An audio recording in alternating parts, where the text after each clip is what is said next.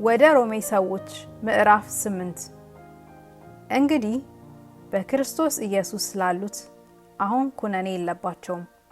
በክርስቶስ ኢየሱስ ያለው የሕይወት መንፈስ ሕግ ከኃጢአትና ከሞት ሕግ አርነት አውጥቶኛልና ከሥጋ የተነሳ ስለደከመ ለሕግ ያልተቻለውን እግዚአብሔር የገዛ ልጁን በኃጢአተኛ ሥጋ ምሳሌ በኃጢአትም ምክንያት ልኮ አድርጓልና እንደ መንፈስ ፈቃድ እንጂ እንደ ሥጋ ፈቃድ በማንመላለስ በእኛ የሕግ ትእዛዝ ይፈጸም ዘንድ ኃጢአትን በሥጋ ኮነነ።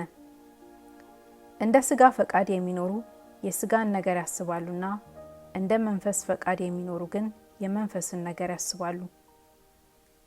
ስለ ሥጋ ማሰብ ሞት ነውና ስለ መንፈስ ማሰብ ግን ሕይወትና ሰላም ነው።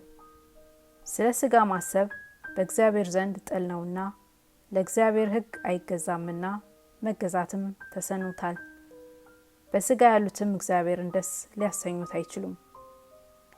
እናንተ ግን የእግዚአብሔር መንፈስ በእናንተ ዘንድ ቢኖር በመንፈስ እንጂ በሥጋ አይደላችሁም። የክርስቶስ መንፈስ የሌለው ከሆነ ግን ይኸው የእርሱ ወገን አይደለም።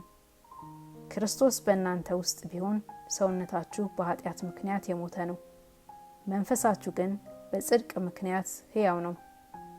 ነገር ግን ኢየሱስን ከሙታን ያስነሳው የእርሱ መንፈስ በእናንተ ዘንድ ቢኖር ክርስቶስ ኢየሱስን ከሙታን ያስነሳው እርሱ በእናንተ በሚኖረው በመንፈሱ ለሚሞተው ሰውነታችሁ ደግሞ ሕይወትን ይሰጠዋል።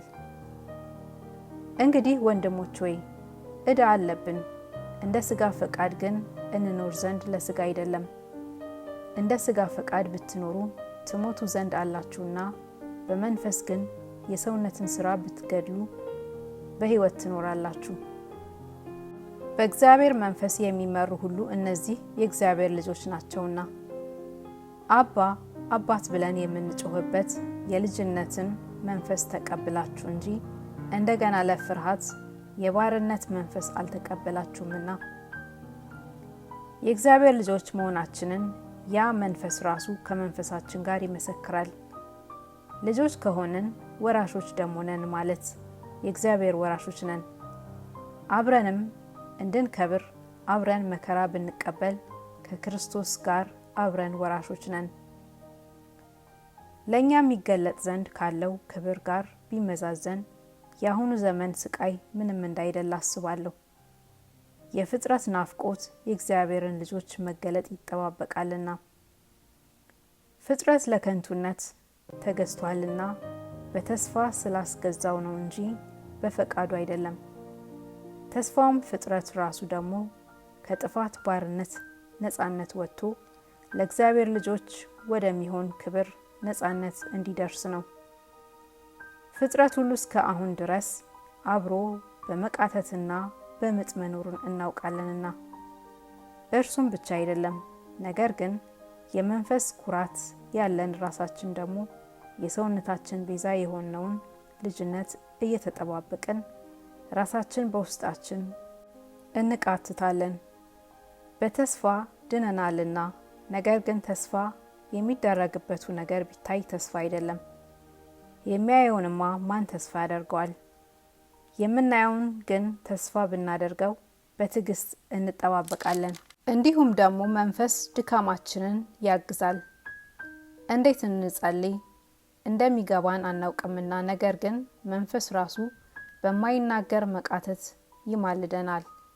ልብንም የሚመረምረው የመንፈስ ሐሳብ ምን እንደሆነ ያውቃል፣ እንደ እግዚአብሔር ፈቃድ ስለ ቅዱሳን ይማልደናልና። ለሚወዱት እንደ ሐሳቡም ለተጠሩት ነገር ሁሉ ለበጎ እንዲደረግ እናውቃለን። ልጁ በብዙ ወንድሞች መካከል በኩር ይሆን ዘንድ አስቀድሞ ያወቃቸው የልጁን መልክ እንዲመስሉ አስቀድሞ ደግሞ ወስኗልና። አስቀድሞም የወሰናቸውን እነዚህን ደግሞ ጠራቸው፣ የጠራቸውንም እነዚህን ደግሞ አጸደቃቸው፣ ያጸደቃቸውንም እነዚህ ደግሞ አከበራቸው። እንግዲህ ስለዚህ ነገር ምን እንላለን? እግዚአብሔር ከኛ ጋር ከሆነ ማን ይቃወመናል? ለገዛ ልጁ ያልራራለት ነገር ግን ስለ ሁላችን አሳልፎ የሰጠው ያው ከሱ ጋር ደግሞ ሁሉን ነገር እንዲያው እንዴት አይሰጠንም? እግዚአብሔር የመረጣቸውን ማን ይከሳቸዋል? የሚያጸድቅ እግዚአብሔር ነው። የሚኮንንስ ማን ነው? የሞተው ይልቁንም ከሙታን የተነሳው በእግዚአብሔር ቀኝ ያለው ደግሞ ስለኛ የሚማልደው ክርስቶስ ኢየሱስ ነው። ከክርስቶስ ፍቅር ማን ይለየናል? መከራ ወይስ ጭንቀት ወይስ ስደት ወይስ ራብ ወይስ ራቁትነት ወይስ ፍርሃት ወይስ ሰይፍ ነው? ስለ አንተ ቀኑን ሁሉ እንገድላለን፣ እንደሚታረዱ በጎች ተቆጠርን ተብሎ እንደተጻፈ ነው። በዚህ ሁሉ ግን በወደደን በእርሱ ከአሸናፊዎች እንበልጣለን።